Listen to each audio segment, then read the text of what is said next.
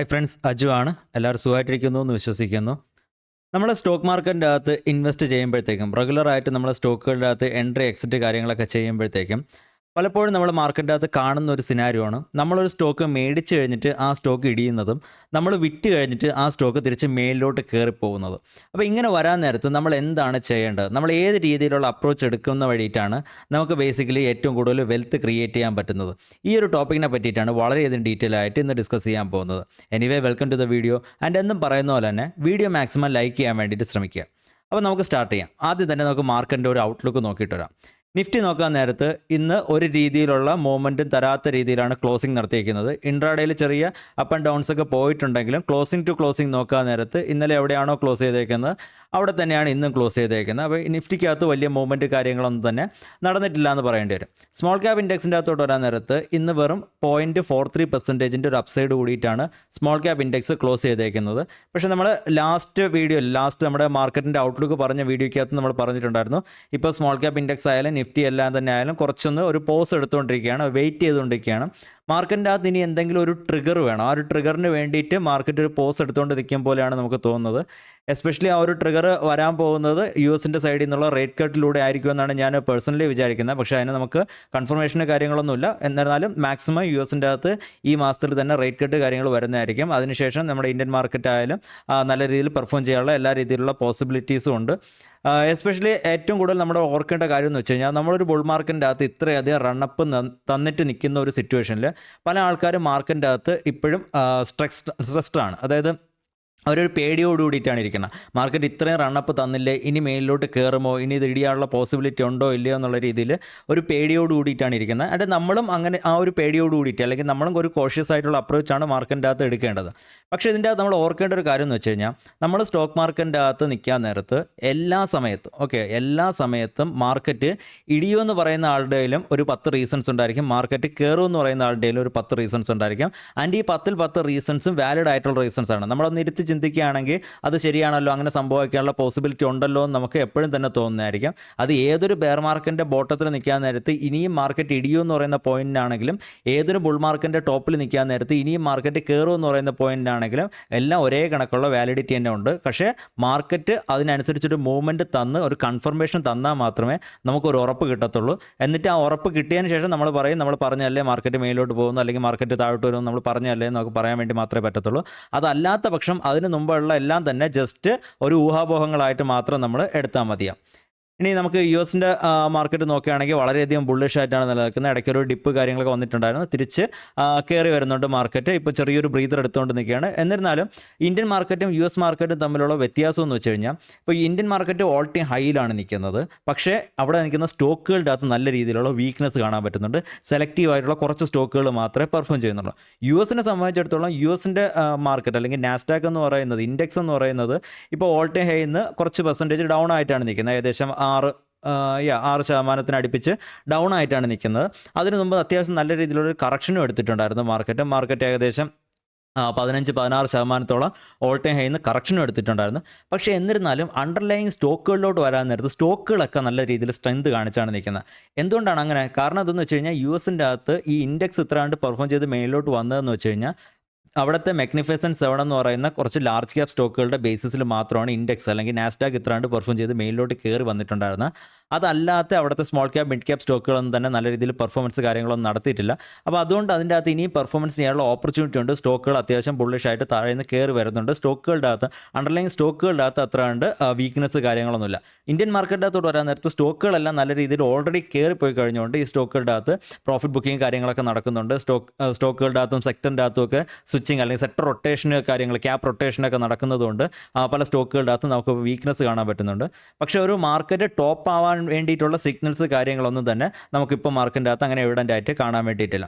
പിന്നെ ഞാൻ റീസെൻ്റ് ആയിട്ട് ഒരു പോഡ്കാസ്റ്റ് കേട്ടപ്പോഴത്തേക്കും അതിലൊരാൾ ഒരു ഇൻട്രസ്റ്റിംഗ് ആയിട്ടുള്ളൊരു കാര്യം പറഞ്ഞിട്ടുണ്ടായിരുന്നു. അതായത് പുള്ളി മാർക്കറ്റിൻ്റെ അകത്ത് ഏകദേശം ഹർഷത് മേത്ത ബുൾ റണ്ണിന് മുന്നേ തൊട്ട് സ്റ്റോക്ക് മാർക്കറ്റിൻ്റെ അകത്തുള്ള ഒരു വ്യക്തിയാണ്.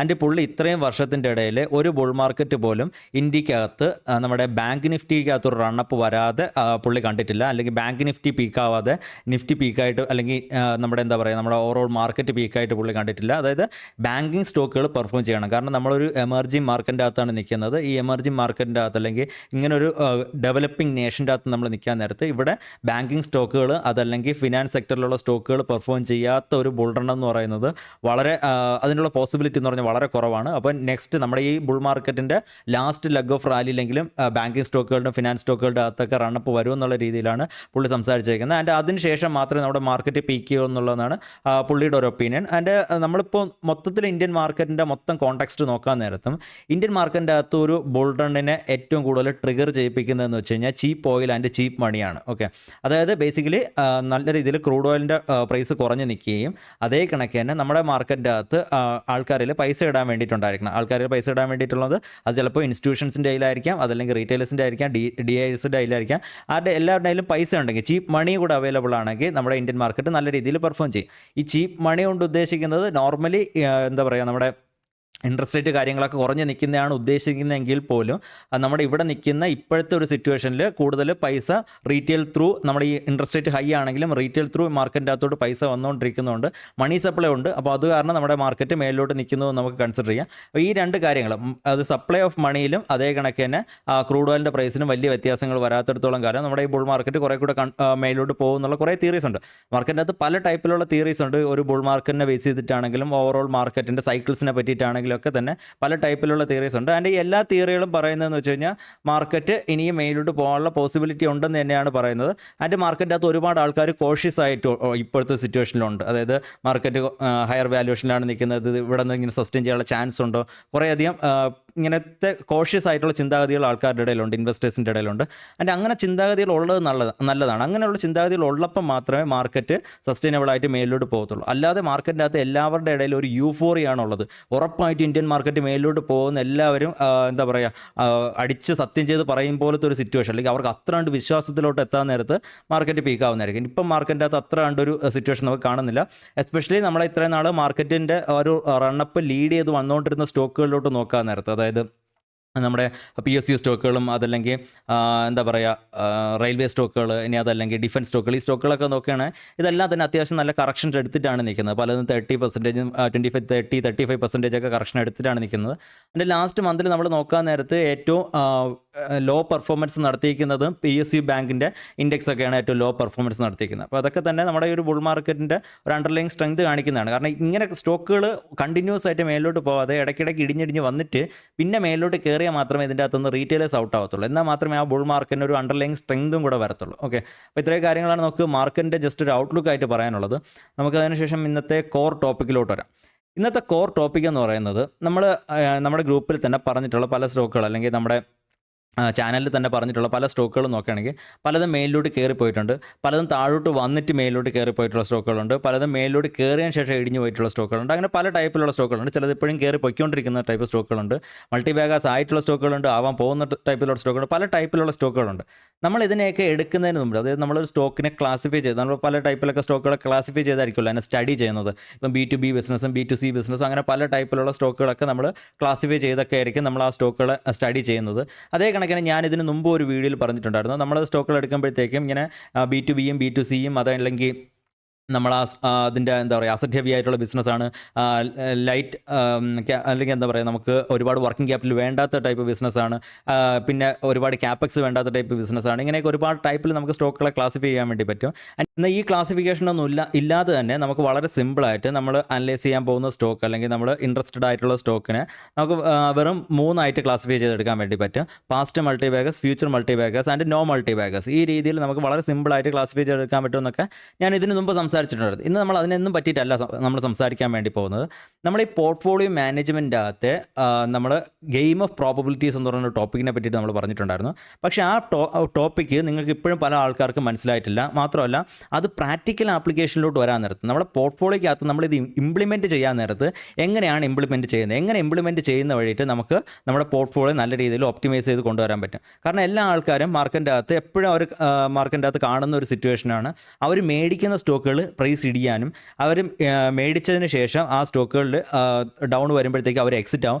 എക്സിറ്റ് ആയതിനു ശേഷം അത് എപ്പോഴാണോ സെല്ല് ചെയ്യുന്നത് അതിൻ്റെ കുറച്ച് ദിവസത്തിന് ശേഷം ആ സ്റ്റോക്ക് പ്രൈസ് തിരിച്ച് മേലിലോട്ട് കയറി പോകുന്നതായിരിക്കും. മേലിലോട്ട് കയറിപ്പോയി അവസാനം അവർക്ക് ഒരു രക്ഷയില്ല, ഇതിൻ്റെ അകത്ത് ഒരു ഫിയർ ഓഫ് മിസ്സിങ് ഔട്ട് വരികയാണ്. കാരണം അത്രമാത്രം സ്റ്റോക്ക് മേലിലോട്ട് കയറിപ്പോയിട്ടുള്ളൊരു ടെൻഡൻസിയിൽ ആ സ്റ്റോക്കിനെ ചെന്നിട്ട് ടോപ്പിൽ ചെന്ന് മേടിക്കുന്നു, അവിടെ നിന്ന് എഗെയിൻ സ്റ്റോക്ക് കറക്റ്റ് ചെയ്യുന്നു. ഈ രീതിയിൽ പല ആൾക്കാർക്കും സ്റ്റോക്ക് മാർക്കറ്റിൻ്റെ അത് സംഭവിക്കാറുണ്ട്. അപ്പോൾ ഈ ഒരു സിറ്റുവേഷനെ നമുക്ക് എങ്ങനെ മറികടക്കാൻ വേണ്ടി പറ്റും, എങ്ങനെ നമുക്കിത് ഒപ്റ്റിമൈസ് ചെയ്ത് കൊണ്ടുവരാൻ പറ്റും എന്നുള്ളതാണ് ഇന്നത്തെ നമ്മുടെ കോർ ടോപ്പിക്ക്. അതിനെ പറ്റിയിട്ടാണ് നമ്മളിനി മുന്നോട്ട് ഈ വീഡിയോയിൽ ഡിസ്കസ് ചെയ്യാൻ വേണ്ടി പോകുന്നത്. ഓക്കെ, അപ്പോൾ നമുക്ക് സ്റ്റാർട്ട് ചെയ്യാം. ഇതിന് ഞാൻ കുറച്ച് സ്റ്റോക്കുകളുടെ എക്സാമ്പിൾ വെച്ചിട്ടാണ് ഇത് ഈ ഒരു വീഡിയോ കണ്ടിന്യൂ ചെയ്യാൻ വേണ്ടി പോകുന്നത്. ആൻഡ് ഈ സ്റ്റോക്കുകൾ എന്ന് പറയുന്നത് നമ്മുടെ ചാനലിൽ തന്നെ ഇതിന് മുമ്പ് ഡിസ്കസ് ചെയ്തിട്ടുള്ള സ്റ്റോക്കുകളാണ്. അപ്പോൾ ഇതിൻ്റെ അകത്ത് ഫസ്റ്റ് നമുക്ക് നമ്മുടെ ഏറ്റവും ഫേവറേറ്റ് ആയിട്ടുള്ള ആൻ്റണി വേസ്റ്റ് വെച്ച് തന്നെ തുടങ്ങാം. Okay, Antony waste handling cell.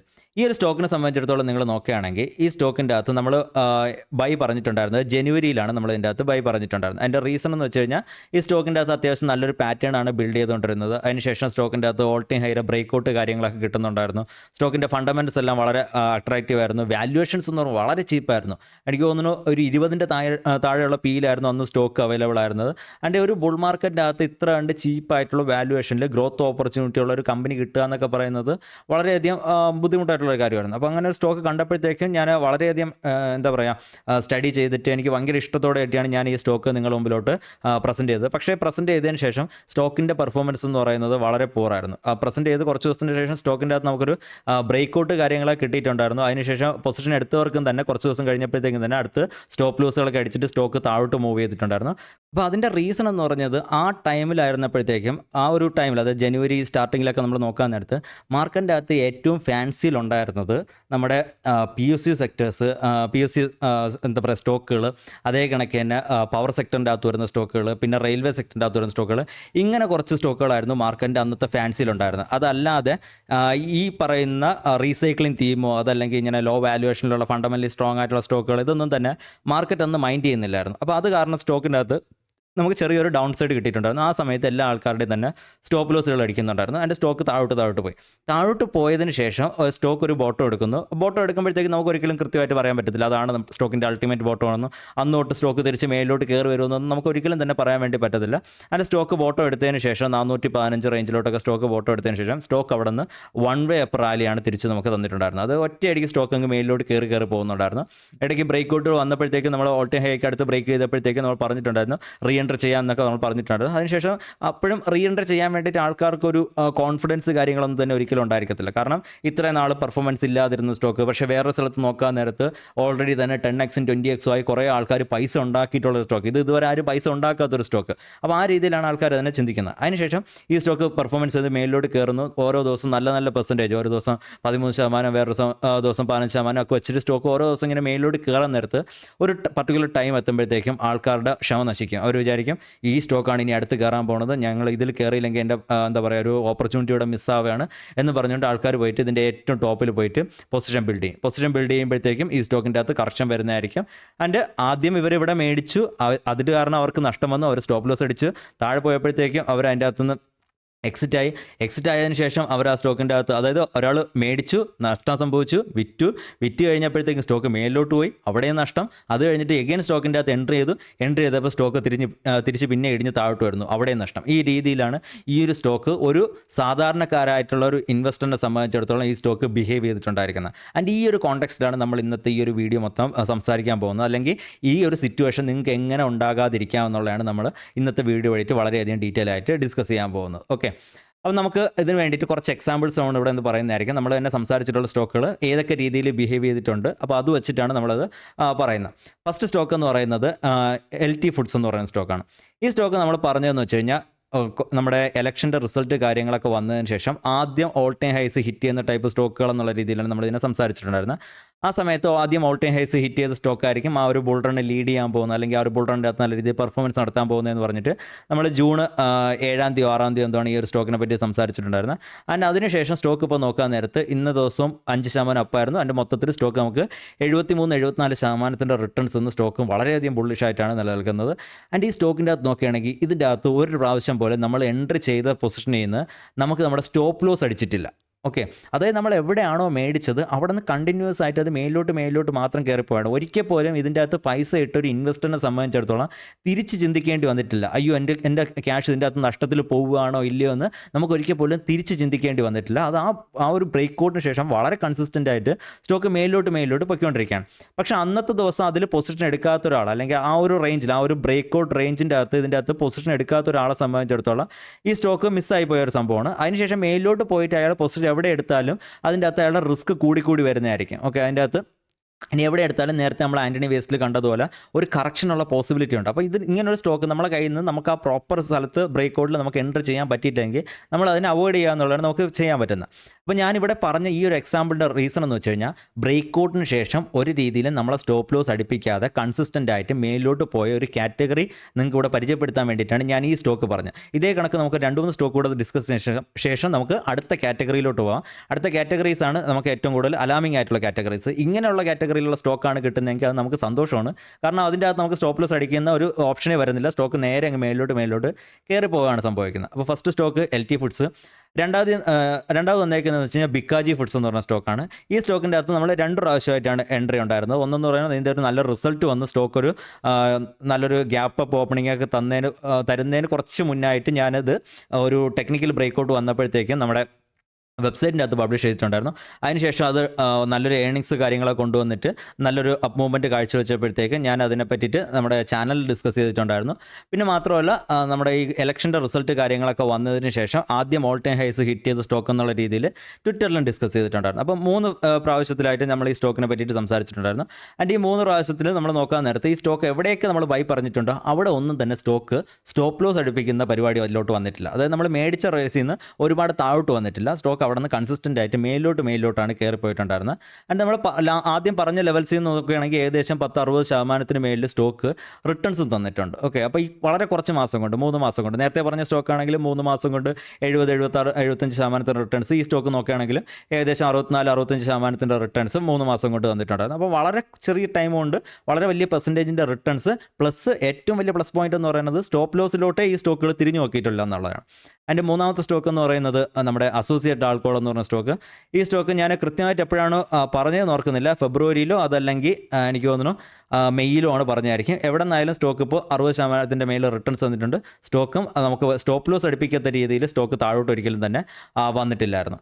പിന്നെ നെക്സ്റ്റ് വരുന്ന സ്റ്റോക്കാണ് എറിസ് ലൈഫ് സയൻസ്. ഇത് വളരെ ഇൻട്രസ്റ്റിംഗ് ആയിട്ടുള്ളൊരു പാറ്റേൺ. കാരണം നമ്മൾ 950 ബ്രേക്കൗട്ടാണ് പറഞ്ഞത്, അവിടെ നിന്ന് ഒരു രീതിയിലും സ്റ്റോപ്പ് ലോസ് അടുപ്പിക്കാതെ അതിനുശേഷം വളരെ കൺസിസ്റ്റൻ്റ് ആയിട്ട് 50-55% അടുപ്പിച്ച് റിട്ടേൺസ് വളരെ ചെറിയ ടൈം ഫ്രെയിം കൊണ്ട് തന്നൊരു സ്റ്റോക്കാണ് എറിസ് ലൈഫ് സയൻസ് എന്ന് പറയുന്നത്. അപ്പോൾ ഈ സ്റ്റോക്കുകളെന്ന് പറഞ്ഞാൽ ഈ ഫസ്റ്റ് കാറ്റഗറി ഇവിടെ തീരെയാണ്. ഇതെന്ന് വെച്ച് കഴിഞ്ഞാൽ നമ്മൾ എടുക്കുന്ന സ്റ്റോക്ക് നമുക്ക് ഒരു രീതിയിൽ സ്റ്റോപ്പ് ലോസിലോട്ട് തിരിച്ചു വരാതെ മേലോട്ട് മാത്രം കയറിപ്പോകുന്ന സ്റ്റോക്കുകളാണ് ഈ കാറ്റഗറിക്കകത്ത് നമ്മൾ ഡിസ്കസ് ചെയ്തത്. ആൻഡ് ഈ കാറ്റഗറി ഡിസ്കസ് ചെയ്തതിൻ്റെ റീസൺ എന്ന് വെച്ച് കഴിഞ്ഞാൽ നമ്മൾ എടുക്കുന്ന സ്റ്റോക്കുകൾ നമ്മൾ ഒരു പ്രോബബിലിറ്റിയാണ്, ആ സ്റ്റോക്ക് മേലോട്ട് പോകാൻ താഴോട്ട് പോകാൻ ഒരു പ്രോബബിലിറ്റിയാണ്. ആൻഡ് ആ പ്രോബബിലിറ്റിക്കകത്ത് നമ്മൾ എടുക്കുന്ന ചില സ്റ്റോക്കുകൾ ഇങ്ങനത്തെ സ്റ്റോക്കുകളായിരിക്കും. ആ സ്റ്റോക്കുകൾ കൺസിസ്റ്റൻ്റ് ആയിട്ട് മേലോട്ട് തന്നെ കയറി പോകുന്നതായിരിക്കും. ആൻഡ് നിങ്ങൾക്ക് ഇതിൻ്റെ അകത്ത് ഓർക്കേണ്ട കാര്യം എന്ന് വെച്ച് കഴിഞ്ഞാൽ ആ പ്രോപ്പർ ബ്രേക്കൗട്ടിൽ എൻട്രി കിട്ടിയിട്ടുണ്ടോ ഇല്ലയോ എന്ന് മാത്രം നോക്കിയാൽ മതി. അവിടെ എൻട്രി കിട്ടിയിട്ടില്ലെങ്കിൽ ഇത് മേലോട്ട് കയറി പോകുന്നതിനനുസരിച്ചിട്ട് ഏറ്റവും ടോപ്പിൽ ചെന്ന് ബൈ ചെയ്യാതിരിക്കാൻ വേണ്ടി ശ്രമിക്കുക. അങ്ങനെ ബൈ ചെയ്ത് കഴിഞ്ഞാൽ ഈ സ്റ്റോക്ക് നേരത്തെ നമ്മൾ ആൻ്റണി വേസ്റ്റ് കണ്ടതുപോലെ അവിടെ നിന്നൊരു കറക്ഷൻ വരുമ്പോഴത്തേക്ക് നമ്മൾ ഇതിൻ്റെ അകത്ത് ലോസിലായി പോകുന്നതായിരിക്കും. അത് ആ പ്രോപ്പർ ബ്രേക്കൗട്ടിൽ എൻട്രി കിട്ടിയിട്ടുണ്ടായിരുന്നെങ്കിൽ നമ്മൾ ഇതിൻ്റെ അകത്ത് എൻട്രി എടുക്കാമായിരുന്നു. ആ പ്രോപ്പർ ബ്രേക്കൗട്ടിൽ എൻട്രി കിട്ടുമ്പോഴത്തേക്ക് നമുക്ക് ഒരിക്കലും അറിയത്തില്ല ഇത് കൺസിസ്റ്റൻ്റ് ആയിട്ട് മേലോട്ട് പോകാൻ പോകുന്ന സാധനമാണോ, സ്റ്റോപ്പ് ലോസ് അടുപ്പിക്കുകയോ ഇല്ല, നമുക്ക് ഒരിക്കലും എൻട്രി എടുക്കാൻ മീൻസ് നമുക്കൊരു കൺഫർമേഷൻ കിട്ടത്തില്ല. പക്ഷേ ആ ഒരു റിസ്ക് നമ്മൾ സ്റ്റോക്ക് മാർക്കറ്റിൽ ഇൻവെസ്റ്റ് ചെയ്യുന്ന ഒരു വ്യക്തി എന്നുള്ള രീതിയിൽ ആ റിസ്ക് നമ്മൾ എപ്പോഴും ഏത് സ്റ്റോക്കിൻ്റെ അകത്ത് പൊസിഷൻ എടുക്കണമെങ്കിലും നമുക്ക് ആ ഒരു റിസ്ക് ഉണ്ട്. നമ്മൾ ആ റിസ്ക് ഇല്ലാതിരിക്കാൻ വേണ്ടിയിട്ടാണ് ഈ റണ്ണപ്പ് തന്ന സ്റ്റോക്കിൻ്റെ പുറകെ പോകുന്നത്. അങ്ങനെ വരുമ്പോഴത്തേക്ക് ആ സ്റ്റോക്ക് ഇടിയാനുള്ള റിസ്ക് കൂടിയാണ് പറയുന്നത്. അത് സാധാരണക്കാർ ഒരിക്കലും തന്നെ മനസ്സിലാക്കത്തില്ല. ഓക്കെ, അപ്പോൾ എനിവേ നമുക്ക് ഫസ്റ്റ് ആ ഒരു സെറ്റ് സ്റ്റോക്ക് കഴിഞ്ഞു. രണ്ടാമത്തെ സെറ്റ് എന്ന് പറയുന്നത് ധർമ്മജിൽ നമുക്ക് തുടങ്ങാം. ഓക്കെ, ധർമ്മജ എന്ന് പറഞ്ഞ സ്റ്റോക്ക് നമ്മൾ ഡിസ്കസ് ചെയ്തിട്ടുണ്ടായിരുന്നത് ഏകദേശം മെയ് 2023 റേഞ്ചിലൊക്കെ ഞാൻ ട്വിറ്ററിൻ്റെ അകത്ത് ഡിസ്കസ് ചെയ്തിട്ടുണ്ടായിരുന്ന സ്റ്റോക്കാണ്. അതിനുശേഷം അന്ന് നമ്മൾ സംസാരിച്ചതിന് ശേഷം സ്റ്റോക്ക് ഇവിടെയാണ് നമ്മൾ സംസാരിച്ചിട്ടുണ്ടായിരുന്നത്, ഒരു ബ്രേക്കൗട്ടിൽ എന്തുകൊണ്ട് സംസാരിച്ചിട്ടുണ്ടായിരുന്നത്. അതിനുശേഷം സ്റ്റോക്ക് താഴോട്ട് വരുന്നു, സ്റ്റോപ്പ് ലോസ് അടിപ്പിക്കുന്നു, പിന്നെ കുറച്ച് നാൾ സൈഡ് വേസ് പോകുന്നു. സൈഡ് വേസ് പോയതിന് ശേഷം ഒറ്റയടിക്ക് ഒരു ബ്രേക്കൗട്ട് തരുന്നു. ആ ബ്രേക്കൗട്ടിൻ്റെ അകത്ത് നമുക്ക് എഗൈൻ ബൈയിങ് ഓപ്പർച്യൂണിറ്റീസ് ഉണ്ടായിരുന്നു. അന്ന് അത് ട്വിറ്ററിൽ എഗൈൻ ഞാൻ റീട്വീറ്റ് ചെയ്ത് ഡിസ്കസ് ചെയ്തിട്ടുണ്ടായിരുന്നു. അതിനുശേഷം ആ സ്റ്റോക്ക് കണ്ടിന്യൂസ് ആയിട്ട് മേലോട്ട് പൊയ്ക്കൊണ്ടിരുന്നിട്ട് പിന്നെ ആ സ്റ്റോക്കിൻ്റെ അകത്ത് ഒരു ബ്രേക്ക് ഡൗൺ വരുന്നു. ഓക്കെ, അവിടെ നമ്മൾ പൊസിഷൻ സൈസ് ചെയ്യണമായിരുന്നു, അതല്ലെങ്കിൽ ഫുൾ എക്സിറ്റ് ചെയ്യണമായിരുന്നു. ആ ഫുൾ എക്സിറ്റ് നടത്തിയതിന് ശേഷം പിന്നെയും സ്റ്റോക്ക് താഴോട്ട് വരുന്നു. താഴോട്ട് വന്നതിന് ശേഷം സ്റ്റോക്ക് അടുത്ത് പിന്നെയും ബ്രേക്കൗട്ട് വരുന്നു. ബ്രേക്കൗട്ട് വന്നതിന് ശേഷം പിന്നെയും സ്റ്റോക്ക് മേലോട്ട് പോകുന്നു. അതായത് രണ്ടാമത്തെ കാറ്റഗറി എന്ന് വെച്ച് കഴിഞ്ഞാൽ നമ്മുടെ സ്റ്റോപ്പ് ലോസുകൾ അടുപ്പിച്ചതിന് ശേഷം ആ സ്റ്റോക്ക് പിന്നെ മേലോട്ട് തന്നെ ആക്ച്വലി പോകുന്നതായിരിക്കും. അതിൻ്റെ അൾട്ടിമേറ്റ് ട്രെൻഡ് എന്ന് പറയുന്നത് അപ് ട്രെൻഡിലായിരിക്കും. ഓക്കെ, അപ്പോൾ അൾട്ടിമേറ്റ് ട്രെൻഡ് അപ് ട്രെൻഡിലായതുകൊണ്ട് നമ്മൾ ഈ സ്റ്റോക്കുകൾ നമ്മൾ ലോങ് ടൈമിൽ നമ്മൾ നോക്കാൻ നേരത്ത് നമ്മൾ ഈ സ്റ്റോക്കിൻ്റെ അകത്ത് പല പ്രാവശ്യം എക്സിറ്റ് ചെയ്തിട്ടുണ്ടായിരിക്കും, പല പ്രാവശ്യം എൻട്രി ചെയ്തിട്ടുണ്ടായിരിക്കും. അപ്പോൾ നമ്മൾ വിചാരിക്കും ഇതെന്തിനാണ് ഞാൻ എൻട്രി ചെയ്തിട്ടതിന് ശേഷം നമ്മളിത് എക്സിറ്റ് ചെയ്തിട്ടുണ്ടായിരുന്നത്, നമ്മൾ ടെക്നിക്കൽസ് ഒന്നും നോക്കാതെ ഫണ്ടമെൻ്റൽ മാത്രം നോക്കിയാൽ പോരായിരുന്നു, വളരെ നല്ല സ്റ്റോക്ക് അല്ലായിരുന്നു, എന്തിനാണ് ഞാനിത് ഇടയ്ക്കിടയ്ക്ക് എക്സിറ്റ് ചെയ്തത്, ഞാൻ മര്യാദയ്ക്ക് ഹോൾഡ് ചെയ്തിരുന്നെങ്കിൽ എനിക്ക് കൂടുതൽ റിട്ടേൺസ് ഉണ്ടാക്കാമായിരുന്നല്ലോ എന്നുള്ളൊരു ചിന്ത നമുക്ക് ഈ സ്റ്റോക്കുകളിൽ വരുന്നതായിരിക്കും. ഇതേ കണക്ക് തന്നെ നെക്സ്റ്റ് ഒരു എക്സാമ്പിൾ നമുക്ക് പറ്റുന്നത് നെറ്റ്വർക്ക് ടെക്നോളജീസിലാണ്.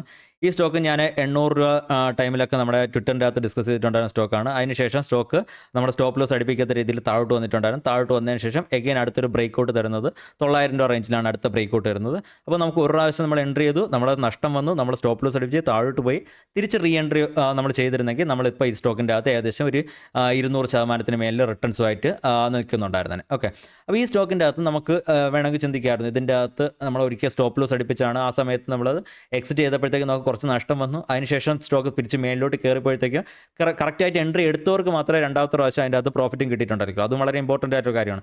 കാരണം നമ്മളൊരു സ്റ്റോക്കിൻ്റെ അകത്ത് നിന്ന് എക്സിറ്റ് എടുത്തിട്ട് ആ ക്യാഷും കൊണ്ട് ഇങ്ങനെ തന്നെ ഇരിക്കുകയല്ല, വേറെ ഏതെങ്കിലും ഒരു സ്റ്റോക്കിൻ്റെ അകത്ത് നമുക്ക് ഓപ്പർച്യൂണിറ്റി കാണുമ്പോൾ നമ്മൾ അതിൻ്റെ അകത്ത് റീഇൻവെസ്റ്റ് ചെയ്യുന്നതായിരിക്കും. ആൻഡ് ആ സ്റ്റോക്ക് പെർഫോം ചെയ്യുകയാണെങ്കിൽ ഈ സ്റ്റോക്കിൻ്റെ അകത്ത് എഗെയിൻ ബ്രേക്കൗട്ട് വരുമ്പോഴത്തേക്കും നമ്മൾ ആ ക്യാഷിനെ അവിടെ നിന്ന് എടുത്ത് പിന്നെ ഇതിലോട്ട് കൊണ്ടുവരാൻ വേണ്ടി ചിലപ്പോൾ നിൽക്കത്തില്ല, നമ്മൾ ഈ സ്റ്റോക്കിനൊക്കെ മറന്നു കളയും, മറിച്ച് ആ സ്റ്റോക്കായിരിക്കും റൈഡ് ചെയ്യാൻ വേണ്ടി പോകുന്നത്. ആൻഡ് ആ സെക്കൻഡ് സ്റ്റോക്ക് എന്ന് പറയുന്നത് ചിലപ്പോൾ അത് ഇത്ര കണ്ട് റണ്ണപ്പും തന്നിട്ടുണ്ടായിരിക്കില്ല. അപ്പോൾ അവിടെ എല്ലാം തന്നെ നമ്മൾ ഈ ഫണ്ടമെൻ്റൽസ് എന്ന് പറയുന്ന തിയറീനെ ഒരുപാട് അങ്ങോട്ട് ഇത് ചെയ്യും, ഓവർ തിങ്ക് ചെയ്യും. അതായത് ഈ സ്റ്റോക്കിൻ്റെ ഫണ്ടമെൻ്റൽസ് നല്ലതായിരുന്നു, സ്റ്റോക്കിന് നല്ല രീതിയിൽ ഗ്രോത്ത് വരുന്നുണ്ടായിരുന്നു, പിന്നെ ഞാൻ എന്തിനാണ് ഈ സ്റ്റോക്ക് വിറ്റത്.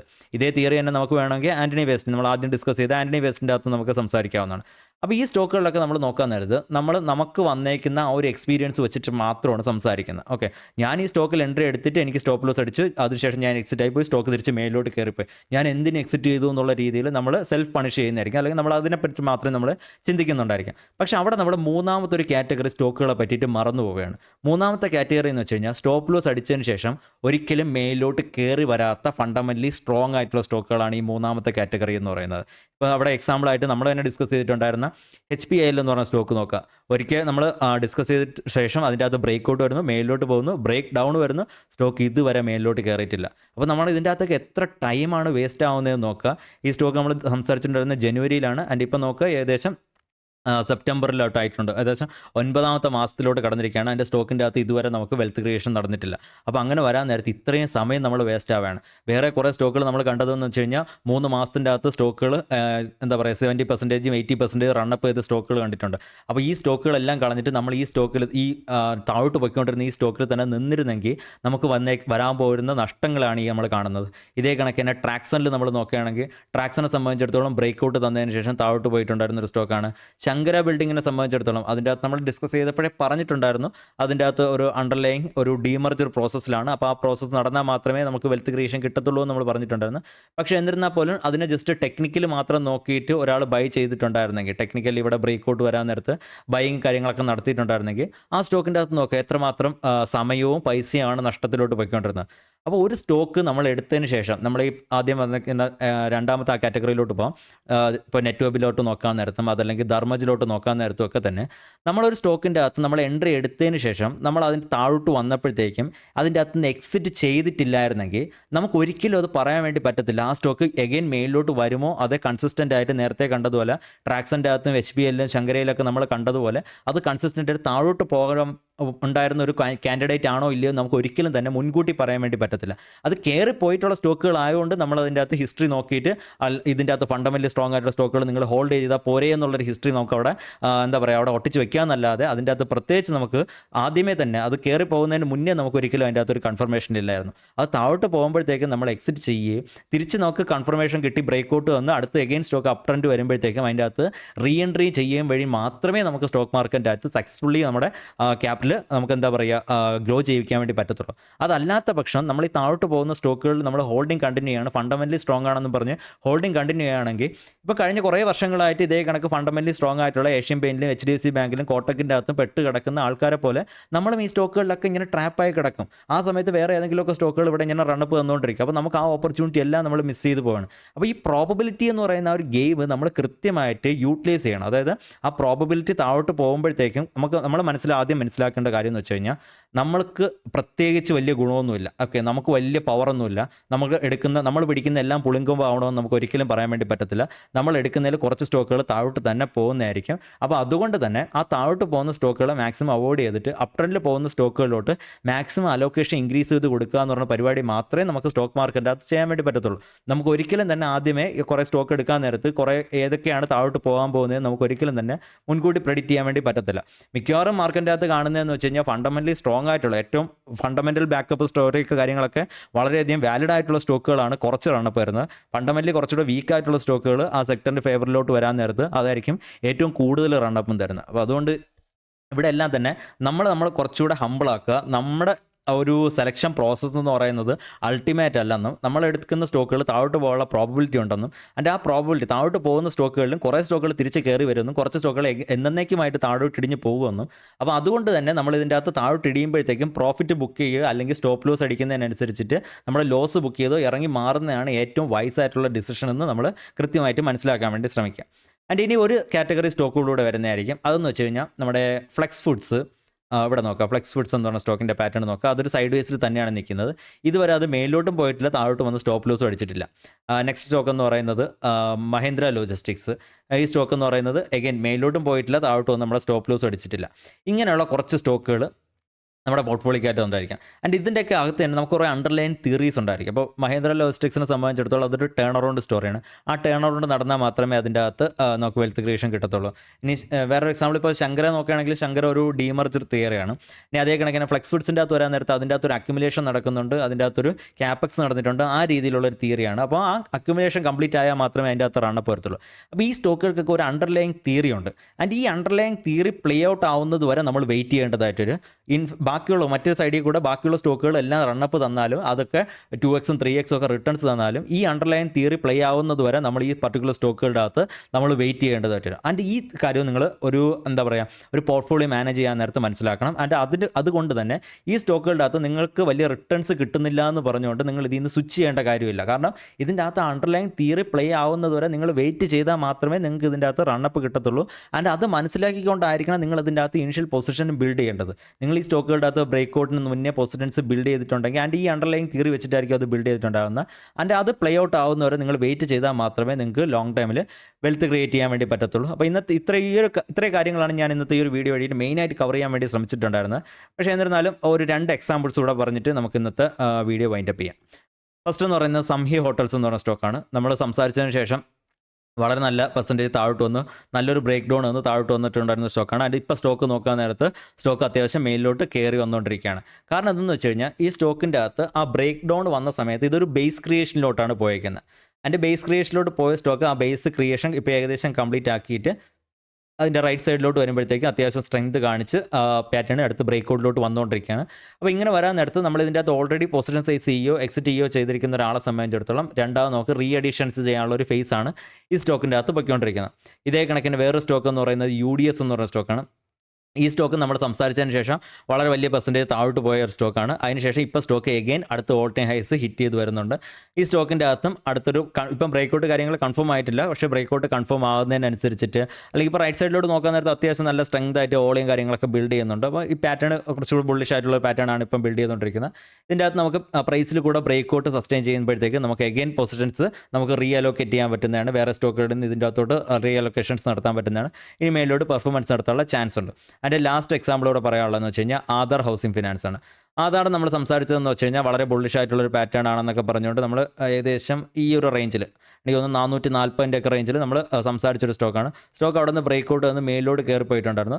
എഗൈൻ തിരിച്ച് താഴോട്ട് ഇടിഞ്ഞ് തുടങ്ങിയപ്പോഴത്തേക്ക് നമ്മൾ പൊസിഷൻ സൈസ് പറഞ്ഞിട്ടുണ്ടായിരുന്നു. അതിൻ്റെ 400 അവിടേക്ക് എത്തിയപ്പോഴത്തേക്ക് നമ്മുടെ എന്താ പറയുക മെമ്പേഴ്സിൻ്റെ ഇടയിൽ നമ്മൾ ആ സ്റ്റോക്കിൻ്റെ അകത്ത് എക്സിറ്റും പറഞ്ഞിട്ടുണ്ടായിരുന്നു. അതിൻ്റെ റീസൺ എന്ന് വെച്ച് കഴിഞ്ഞാൽ ഈ സ്റ്റോക്കിൻ്റെ ഫണ്ടമെൻറ്റൽസ് മോശമായതുകൊണ്ടല്ല, ടെക്നിക്കൽസ് ആ സമയത്ത് മോശമായിരുന്നു. ആ മോശമായിരുന്നതിൻ്റെ ഉദ്ദേശം എന്ന് വെച്ച് കഴിഞ്ഞാൽ ആ സ്റ്റോക്ക് ഇടിഞ്ഞ് കണ്ടിന്യൂസ് ആയിട്ട് താഴോട്ട് പോകുന്നില്ല, ഒരു ബേസ് ക്രിയേഷനിൽ പോകാനുള്ള എല്ലാ പോസിബിലിറ്റിയും ഉണ്ടായിരുന്നു. അതിൻ്റെ സ്റ്റോക്കിൻ്റെ അകത്ത് ഇന്നത്തെ ക്യാൻഡിൽ എന്ന് പറയുന്നത് വളരെ കുറച്ച് ബുള്ളിഷ് ആയിട്ടുള്ളൊരു ക്യാൻഡിലാണ്. പക്ഷേ ഇന്നത്തെ ക്യാൻഡിൽ കൊണ്ട് മാത്രം നമുക്കൊരു കൺഫർമേഷനും കിട്ടുന്നതായിരിക്കത്തില്ല. സ്റ്റോക്കിൻ്റെ അകത്ത് നമുക്ക് കുറച്ചുകൂടെ വെയിറ്റ് ചെയ്ത് ഒരു 440 മേലിലോട്ടൊക്കെ ക്ലോസിംഗ് വരാൻ വേണ്ടിയിട്ടൊക്കെ വെയിറ്റ് ചെയ്യുക. അങ്ങനെ ഒരു ക്ലോസിംഗ് കിട്ടുകയാണ്, അത്യാവശ്യം ബുള്ളിഷ് ആയിട്ടുള്ള പാറ്റേൺ ആണ് ബിൽഡ് ചെയ്ത് വരുന്നതെങ്കിൽ നമ്മൾ അതിൻ്റെ അകത്ത് എഗെയിൻ നമ്മൾ പൊസിഷൻസ് റീബിൽഡ് ചെയ്ത് തുടങ്ങേണ്ടി വരും. സ്റ്റോക്ക് കാരണം ബുള്ളിഷ് ആയിട്ട് വരുന്നുണ്ട്. അതിൻ്റെ ഓൾ ടൈം ഹൈസ് ഹിറ്റ് ചെയ്യുമ്പോഴായിരിക്കും നമ്മൾ ഫുൾ അലൊക്കേഷനിൽ പോകുന്നത്. അതിന് മുമ്പ് നമ്മൾ ചെറിയ പെർസെൻറ്റേജ് അലൊക്കേഷൻസ് നമ്മൾ സ്റ്റാർട്ട് ചെയ്യേണ്ടതായിട്ട് വരും. എൻ്റെ ഞാൻ ഈ 3 സ്റ്റോക്കുകൾ പറയാനുള്ള കാരണം എന്ന് വെച്ച് കഴിഞ്ഞാൽ ഇന്നത്തെ ആധാർ ഹൗസിംഗ് ഈ ഒരു 7.5% ഒരു റണ്ണപ്പ് തന്നുകൊണ്ടാണ്. കാരണം ഇന്ന് പല ആൾക്കാരും ചോദിക്കുന്നുണ്ട് ആധാർ ഹൗസിംഗ് റിവേഴ്സ് ആയോ എന്ന് നമ്മളടുത്ത് ചോദിക്കുന്നുണ്ടായിരുന്നു. ഒരു ദിവസത്തെ ക്യാൻഡിൽ കൊണ്ട് മാത്രം നമുക്കൊരു കൺഫർമേഷൻ കിട്ടത്തില്ല, ഒന്നാമത്തെ കാര്യം. അതിൻ്റെ രണ്ടാമത്തെ കാര്യം എന്ന് വെച്ച് കഴിഞ്ഞാൽ ഇപ്പോൾ UDS എന്ന് പറയുന്ന ഈ ഒരു സ്റ്റോക്ക് നോക്കാം. ഇതിൻ്റെ ഈ ഒരു സൈഡ് വേസ് മൂവ്മെൻറ്റ് അല്ലെങ്കിൽ ഈ ഒരു ബേസ് ക്രിയേഷൻ ഫെബ്രുവരിയിൽ സ്റ്റാർട്ട് ചെയ്തതാണ്. നമുക്ക് ബ്രേക്ക് ഔട്ട് കിട്ടിയത് എപ്പോഴായിരുന്നു? ബ്രേക്ക് ഔട്ട് കിട്ടിയത് 9-ാം മാസത്തിൽ, 2-ാം മാസത്തിൽ ഇത് ബേസ് ക്രിയേഷൻ സ്റ്റാർട്ട് ചെയ്തതാണ്. സംഹി ഹോട്ടൽസിലോട്ട് വരാൻ നേരത്ത് ഇതും ഫെബ്രുവരിയിൽ അതിൻ്റെ ബേസ് ക്രിയേഷൻ സ്റ്റാർട്ട് ചെയ്തതാണ്.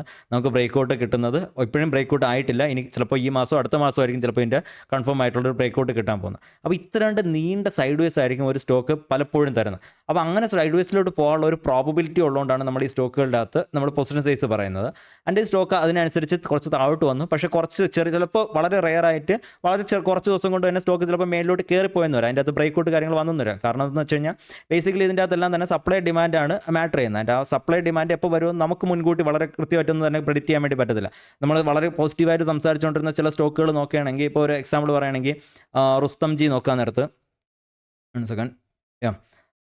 റുസ്തംജി എന്ന് പറഞ്ഞ സ്റ്റോക്കിൻ്റെ അകത്ത് വരാൻ നേരത്ത് ഇതിൻ്റെ അകത്ത് നമ്മൾ വളരെയധികം ബുള്ളിഷായിട്ട് സംസാരിച്ചുകൊണ്ടിരിക്കുകയാണ്. അതിൻ്റെ പെട്ടെന്ന് ഒരു ദിവസം കഴിഞ്ഞ 30-ാം തീയതി രണ്ട് ട്രേഡിംഗ് ഡേയ്സിന് മുന്നേ ഉള്ള ദിവസം നോക്കാൻ നേരത്ത് വളരെ അഗ്രസീവ് ആയിട്ടുള്ള ഒരു സെല്ലിംഗ് ക്യാൻഡിൽ നമുക്ക് അതിൻ്റെ അകത്ത് കാണാൻ പറ്റിയിട്ടുണ്ടായിരുന്നു. ആ ഒറ്റ ക്യാൻഡിൽ കാരണം ആ സ്റ്റോക്കിൻ്റെ ആ ഒരു പാറ്റേണിൻ്റെ അണ്ടർലൈങ് സ്ട്രെങ്ത് തന്നെ മൊത്തത്തിലൊന്ന് മാറിപ്പോയിട്ടുണ്ടായിരുന്നു. അത് നമുക്ക് 700 എന്ന് പറയുന്നത് ഒരു സ്റ്റോപ്പ് ലോസ് ആയിട്ട് പറയേണ്ടി വന്നിട്ടുണ്ടായിരുന്നു. ഓക്കെ, ആ ഒരു ഒറ്റ ക്യാൻഡിൽ, ആ ക്യാൻഡിൽ ഇല്ലാതെ അന്നത്തെ ആ ഇത്ര ഓളി ഇല്ലാതെയാണ് ആ സ്റ്റോക്ക് ഇടിഞ്ഞിട്ടുണ്ടായിരുന്നെങ്കിൽ നമുക്ക് ഒരിക്കലും 700 ഒരു സ്റ്റോപ്പ് ലോസ് ആയിട്ട് വെക്കേണ്ടി വരത്തില്ലായിരുന്നു. നമുക്ക് 660 ഒക്കെ തന്നെ സ്റ്റോപ്പ് ലോസ് കണ്ടിന്യൂ ചെയ്താൽ മതിയോ. ഓക്കെ, അപ്പോൾ ഇങ്ങനെ മാർക്കറ്റിൻ്റെ അകത്ത് നമ്മൾ എടുക്കുന്ന സ്റ്റോക്കുകളിൽ നമ്മൾ ഫ്രീക്വൻ്റ് ആയിട്ട് ബൈയിങ് സെല്ലിങ് നടത്തേണ്ടതായിട്ട് വരും. നമ്മുടെ ക്യാപിറ്റൽ വളരെ ചെറുതായിരിക്കുന്ന സമയത്ത്. ആൻഡ് അതെല്ലാം തന്നെ ഈ ഒരു പ്രോബബിലിറ്റിയുടെ ഗെയിമിൽ നമ്മൾ നോക്കിക്കാണേണ്ടതായിട്ട്. അതാണ് ഇന്നത്തെ ഒരു വീഡിയോയുടെ കീ ടേക്ക് അവേ എന്ന് പറയുന്നത്. നമ്മൾ വിറ്റ സ്റ്റോക്കുകൾ എഗെയിൻ മേലോട്ട് കയറി പോകാം, നമ്മൾ മേടിച്ച സ്റ്റോക്കുകൾ എഗെയിൻ താഴോട്ട് ഇടിഞ്ഞ് വരാം. അതെല്ലാം തന്നെ പ്രോബബിലിറ്റിയാണ്. നമുക്കിതിൻ്റെ ചെയ്യാൻ പറ്റുന്നതെന്ന് വെച്ച് കഴിഞ്ഞാൽ നമ്മൾ നേരത്തെ ആദ്യത്തെ ഒരു സെറ്റ് ഓഫ് കാറ്റഗറി ഉണ്ടല്ലോ, സ്റ്റോപ്പ് ലോസ് ഒന്നും അടിക്കാതെ മേലോട്ട് കയറി പോകുന്ന സ്റ്റോക്കുകൾ. ഇനി ചിലപ്പോൾ ചില സ്റ്റോക്കുകൾ ഒരിക്കൽ സ്റ്റോപ്പ് ലോസ് അടിച്ചിട്ട് രണ്ടാമത്തെ പ്രാവശ്യം കയറുമ്പോഴത്തേക്ക് അത് സ്റ്റോപ്പ് ലോസ് പിന്നീട് അടിക്കാതെ കയറി പോകുന്ന സ്റ്റോക്കുകളായിരിക്കാം. അങ്ങനെയുള്ള വിന്നിങ് സ്റ്റോക്കുകളിൽ മാക്സിമം അലൊക്കേഷൻ കൊടുക്കുക എന്ന് പറയുന്നത് മാത്രമേ നമുക്ക് കൃത്യമായിട്ട് ചെയ്യാൻ വേണ്ടി പറ്റത്തുള്ളൂ. അതല്ലാത്ത പക്ഷം നമുക്ക് ഒരിക്കലും മാർക്കറ്റിൻ്റെ അകത്തുനിന്ന് വലിയ രീതിയിൽ വെൽത്ത് ക്രിയേറ്റ് ചെയ്യാൻ വേണ്ടി പറ്റത്തില്ല. ആൻഡ് നമ്മൾ വലിയ വലിയ ഇൻവെസ്റ്റേഴ്സിനെ നോക്കാൻ നേരത്ത് അവരിതൊന്നും പറയത്തില്ല. അവരെല്ലാം തന്നെ ഫണ്ടമെൻ്റൽസ്, ബിസിനസ്, ഇതുപോലുള്ള കാര്യങ്ങളൊക്കെ ആയിരിക്കും പറയുന്നത്. കാരണം പ്രൈസിനെ വെച്ചിട്ട് അവർ ഈ പ്രോബബിലിറ്റിയുടെ ഗെയിം പ്ലേ ചെയ്യുകയാണെങ്കിൽ അവരെ സംബന്ധിച്ചിടത്തോളം അതെന്ന് പറയുന്നത് ഫ്രീക്വൻ്റ് ആയിട്ട് എൻട്രി എക്സിറ്റ് അവരുടെ ക്യാപിറ്റലിന് ഒരിക്കലും ചെയ്യാൻ വേണ്ടി പറ്റത്തില്ല. പക്ഷേ നമ്മളെ സംബന്ധിച്ചിടത്തോളം അത് പോസിബിളാണ്. കാരണം നമ്മുടെ ക്യാപിറ്റൽ വളരെ ചെറുതായതുകൊണ്ട്. ഇനി അതേ സമയത്ത് ഈ ബിഗ്ഗീസ് പ്ലേ ചെയ്യുന്ന ഫണ്ടമെൻ്റൽ ഗെയിം ആണെങ്കിലും അതിൻ്റെ അകത്തും ഒരു പ്രോബബിലിറ്റിയാണ് വർക്ക് ചെയ്യുന്നത്. അവർ ഫണ്ടമെൻ്റലി വളരെ സ്ട്രോങ് ആണെന്ന് കരുതിയിട്ട് മേടിച്ച പല സ്റ്റോക്കുകളും അവരും എക്സിറ്റ് ചെയ്യാറുണ്ട്. അവരൊന്നും തന്നെ അതിന് എന്താ പറയുക, അവരുടെ ആജീവനാന്തമൊന്നും വയ്ക്കാറില്ലല്ലോ. അവരെ ഈ സ്റ്റോക്കുകളുടെ അകത്തും കൃത്യമായിട്ട് പ്രോഫിറ്റ് ബുക്ക് ചെയ്യാറുണ്ട്, എക്സിറ്റ് ചെയ്യാറുണ്ട്, ഇതിനകത്ത് റീ എൻട്രി ചെയ്യാറുണ്ട്. അതെല്ലാം പക്ഷേ അവർ ഫണ്ടമെൻ്റലിൻ്റെ ബേസിസിൽ ചെയ്യുന്നു എന്നേ ഉള്ളൂ. നമ്മളിവിടെ ഇത് പ്രൈസിൻ്റെ ബേസിസിൽ ചെയ്യുന്നു എന്നുള്ളൂ. അല്ലാതെ ഇതിൻ്റെ അകത്ത് വലിയ വ്യത്യാസങ്ങളും കാര്യങ്ങളൊന്നും തന്നെ വരുന്നതായിരിക്കത്തില്ല. ഇത് അവരും ഈ രീതിയിൽ തന്നെയാണ് പോർട്ട്ഫോളിയോ മാനേജ് ചെയ്യുന്നത്, നമ്മളും ഈ രീതിയിൽ തന്നെയാണ് പോർട്ട്ഫോളിയോ മാനേജ് ചെയ്യുന്നത്. നമ്മളിത് പ്രൈസിൻ്റെ ബേസിസിൽ നോക്കാൻ നേരത്ത് നമ്മുടെ ചെറിയ ക്യാപിറ്റൽ വെച്ചിട്ട് നമുക്ക് കുറച്ചുകൂടെ ഫാസ്റ്റായിട്ട് വെൽത്ത് ക്രിയേറ്റ് ചെയ്യാൻ പറ്റുമെന്ന് മാത്രമേ ഉള്ളൂ. അല്ലാതെ വലിയ രീതിയിലുള്ള വ്യത്യാസങ്ങൾ കാര്യങ്ങളൊന്നും ഇല്ലായിരിക്കും. ഓക്കെ, അപ്പോൾ എനിവേ ഇന്നത്തെ ഒരു വീഡിയോ എല്ലാവർക്കും ഇഷ്ടമായെന്ന് വിചാരിക്കുന്നു. വീഡിയോ പറ്റിയിട്ട് നിങ്ങളുടെ അഭിപ്രായങ്ങളും നിർദ്ദേശങ്ങളും എല്ലാം കമൻറ്റ് ബോക്സിൽ ഇടുക. നമുക്ക് നാളെ മറ്റൊരു ടോപ്പിക്കും മറ്റൊരു വീഡിയോ ആയിട്ട് കണ്ടുമുട്ടാവുന്നതാണ്. Thanks for watching. Happy investing, happy trading. Have a good night. Thank U.